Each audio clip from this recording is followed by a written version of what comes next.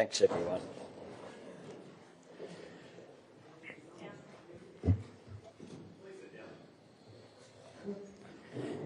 Can I begin by welcoming Prime Minister Modi and his delegation here in Melbourne. Prime Minister Modi, you are a true friend of Australia, and it has been a great honour to host you for our annual Leaders Summit today. Australia and India are close partners and even closer friends. 6 years into our comprehensive strategic partnership, Australia's relationship with India has never been more consequential than it is today. Our partnership has never been stronger. We share a focus on deepening and diversifying the relationship between our countries so we can continue to grow from strength to strength. Today we have done exactly that across the breadth of our relationship.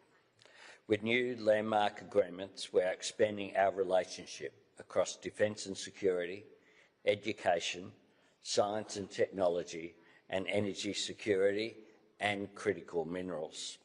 Prime Minister Modi and I have released a joint declaration on defence and security cooperation to deepen our practical partnership. Australia values India as a top-tier security partner, and the declaration reflects our shared commitment to a peaceful, stable and prosperous Indo-Pacific region. We will boost strategic coordination, increase the complexity of our defence exercises and further build interoperability between our defence forces. We undertake to consult on defence-related developments in the Indo-Pacific that affect our shared interests. In addition, we have endorsed a joint maritime security collaboration roadmap and agreed to a new Australia-India partnership on cyber, critical technologies and supply chains. Today we have welcomed the signature of the Memorandum of Understanding for the Australia-Canada-India Technology and Innovation Partnership, driving trilateral cooperation with our shared partner Canada on critical and emerging technologies. And as we expand our cooperation in science and technology, we have agreed to commission a temporary space tracking terminal on Coco's Keeling Islands, which will support India's landmark Gaganyaan human spaceflight program. Of course, no country has been immune to the economic impacts from the conflict in the Middle East, and as such, the Prime Minister and I have welcomed a joint statement on energy security. This statement recognises the importance of supply chain resilience and accelerating the energy transition, including promoting the uptake of renewable energy resources and the electrification of our energy systems. For too long, we have worked with connected supply chains but disconnected approaches. This action is a step to bridge that divide. Today, we can confirm the signing of the administrative arrangement to enable uranium exports to India for peaceful purposes under the 2015 Australia-India Nuclear Cooperation Agreement. The arrangement facilitates Australian uranium exports to India to help increase the share of non-fossil fuel power capacity, providing an additional market for the Australian resources sector. I'm also pleased to announce that Australia will re-award permanent major project status for its Project Ceres, helping facilitate the development of Australia's largest urea plant in Karratha, Western Australia. Further, we have confirmed their ongoing cooperation on critical minerals, including a refreshed MOU between Geoscience Australia and Geological Survey of India. Finally, I welcome progress to repatriate the remains of an Australian First Nations ancestor held in the Government Museum of Chennai. The ancestor will be voluntarily and unconditionally repatriated by India to their traditional custodians.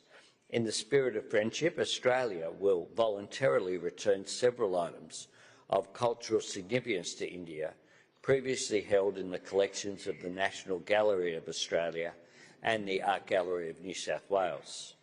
Prime Minister Modi, I thank you sincerely, you and your delegation, for your warm engagement. While we are separated by an ocean, we are indeed the closest of friends.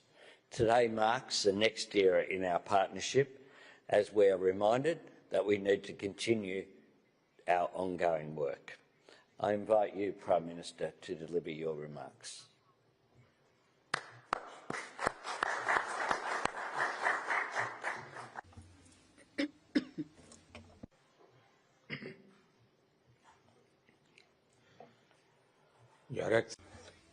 Your Excellency, Prime Minister Albanese, delegates of both countries, friends from the media, Namaskar.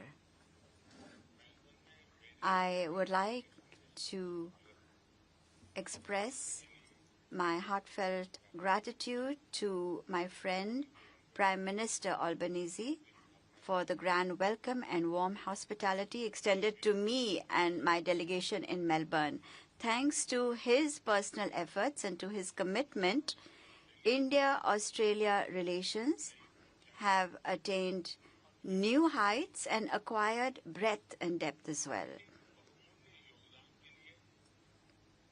I thank him for this valuable contribution to our relations.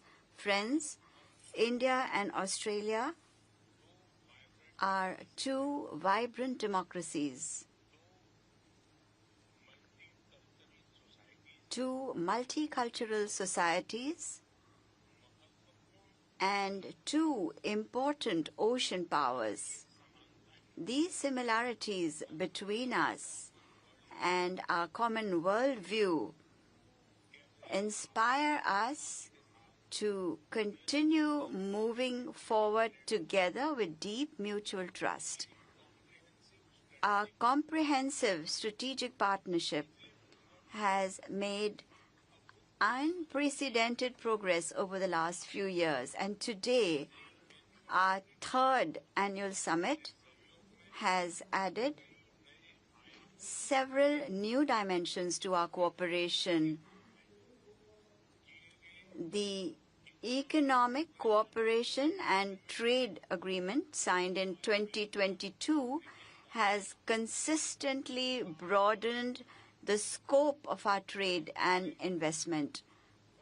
We have now decided to work at a fast pace on a comprehensive economic cooperation agreement, that is CECA, an agreement that will be balanced, ambitious and win-win for both countries. We will also move forward at a fast pace on a bilateral investment treaty. Our renewable energy partnership is giving a concrete shape to our efforts related to clean energy and climate action. Under this, we are focusing in particular on investment, technology, transfer and industry-to-industry collaboration. In order to support the PM Surya Ghar Yojana, the Prime Minister's rooftop solar scheme, we have set up a rooftop solar training academy in Gujarat. This academy will contribute to capacity building for numerous women and youth. We have signed an important agreement today on nuclear energy. This will pave the way for uranium supplies from Australia to India and give our clean energy objectives fresh momentum. Our cooperation in critical minerals is important for our strategic security and clean energy transition. It is with this in mind that we have started the Australia-India partnership on advanced cyber and critical technologies and supply chains. So that is the AI Pact initiative. Together, we will also work on a critical minerals corridor. Friends, the Indo-Pacific is not just the confluence of two oceans. It also represents the shared aspirations of like-minded democracies like India and Australia. Today, we have released an important joint declaration to increase coordination between our armies. Through the India-Australia Defence Innovation Corridor, we will connect defence startups and industries with each other.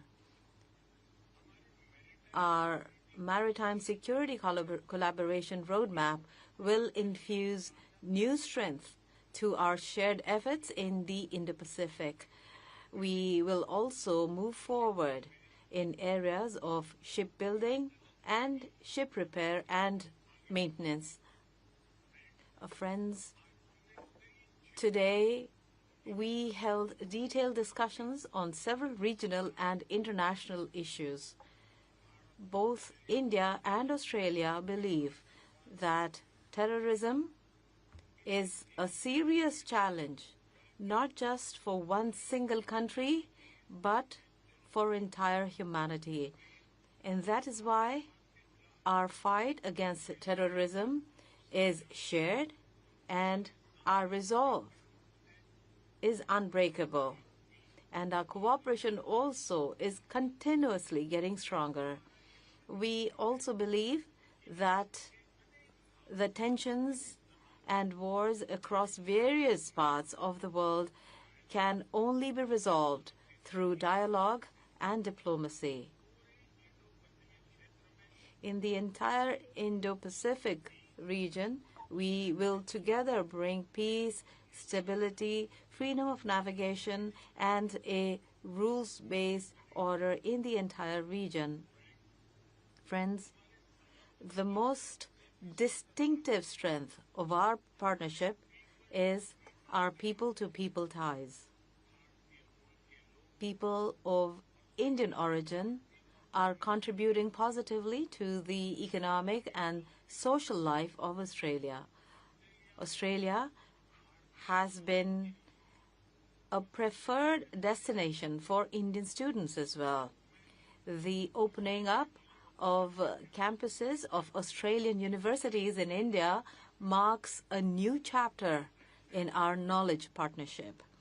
We will continue our efforts to promote greater exchanges among our students, professionals, and our tourists. Friends, and today we are in the world's sporting capital, Melbourne. So, not talking about sports would be the same as tossing the coin but not starting the match in cricket. Cricket has become a commonly understood language of diplomacy between India and Australia, and that is why our meetings also kind of feel like a cricket match. The agenda is focused like a one-day match. Decisions are quick like a T20 match, and partnership is long time and intense like a test match. In the coming years, both countries will host big sporting events like the Olympics and the Commonwealth Games. This will naturally enhance our sports cooperation, and it will also create several opportunities for investment in sport-related infrastructure. Friends, the spirit, the sentiment of our talks today has been clear. India-Australia partnership is not just a partnership for the present, it is also a partnership for the future. We will continue to move forward together towards realizing our shared vision. Prime Minister Albanese, once again, I express my gratitude to you for your friendship, your commitment, and for the meaningful discussions we had today. I and 1.4 billion Indians would be very, very pleased to once again welcome you to India soon. Thank you. Thank you very much. Thank you so much.